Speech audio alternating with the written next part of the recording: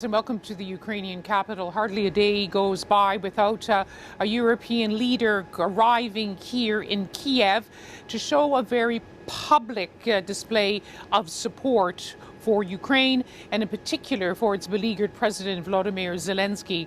Today is the turn of the Polish and the Lithuanian presidents, and President Zelensky used this as an opportunity to underline again that this growing crisis was not just about Ukraine.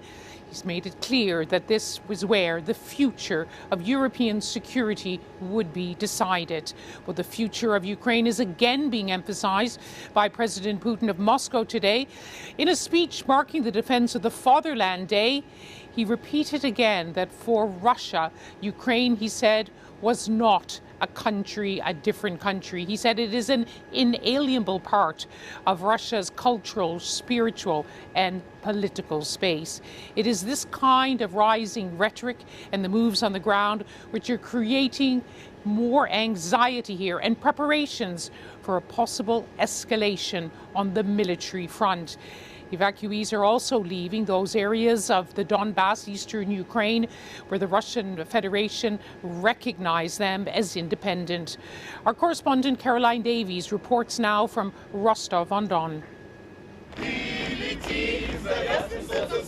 Young voices singing old melodies, a song from the Second World War on a public holiday in honour of the armed forces. In Rostov-on-Don, close to the border with Ukraine, there are different views on what's happening less than 100 kilometres away. Of course it's scary, Tatiana tells me, but what can we do? We can do nothing. Alexander served in the Russian fleet.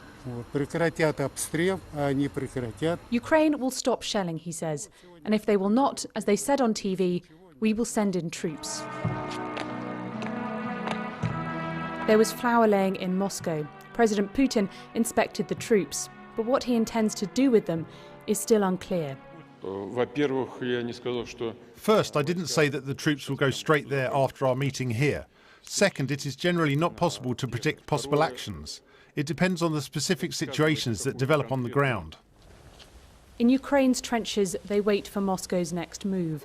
The Russian president may not have announced that troops have entered Ukraine, but his decision to recognise the separatist-held areas has already had consequences worldwide.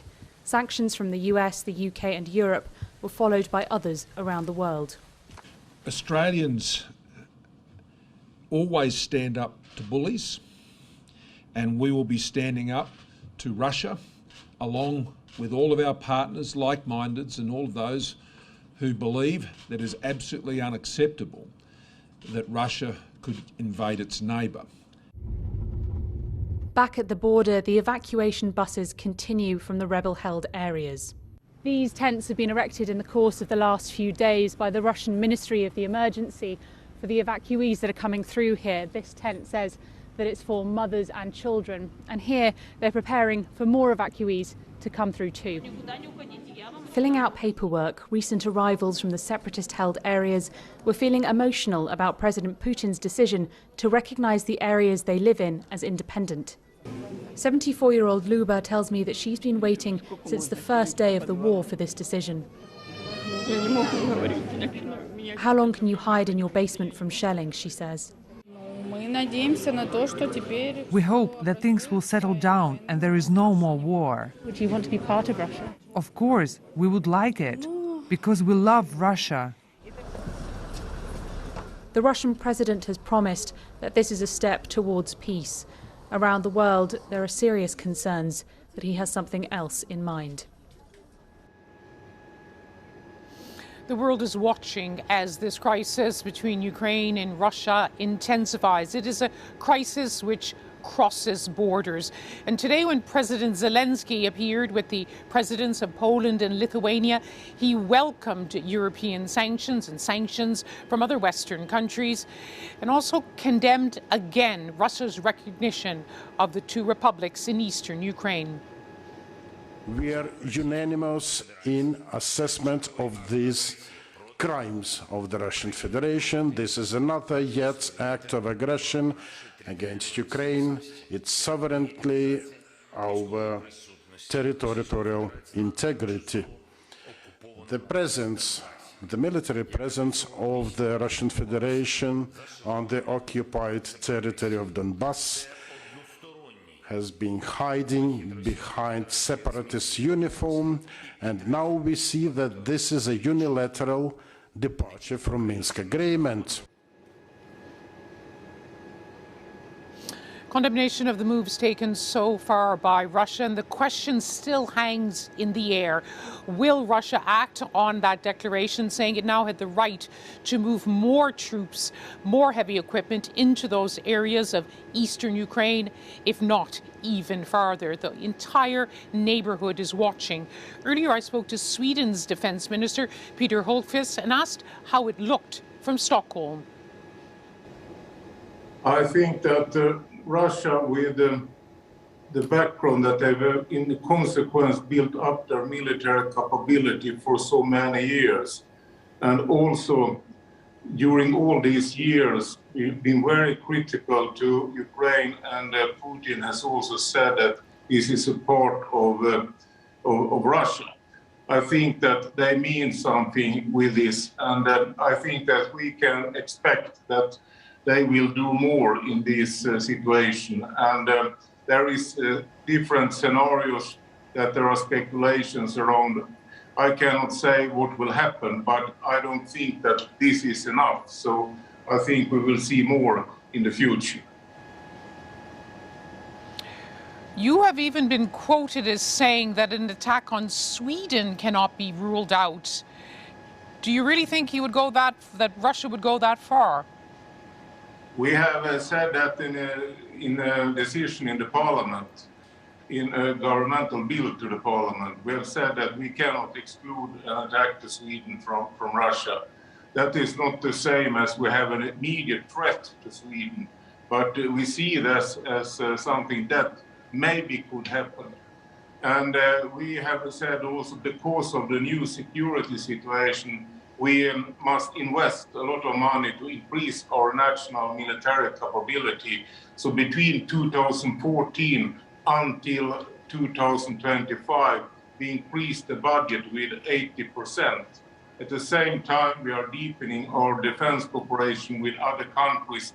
So since 2014, we have made around 20 agreements with other countries of different sort of defense cooperation.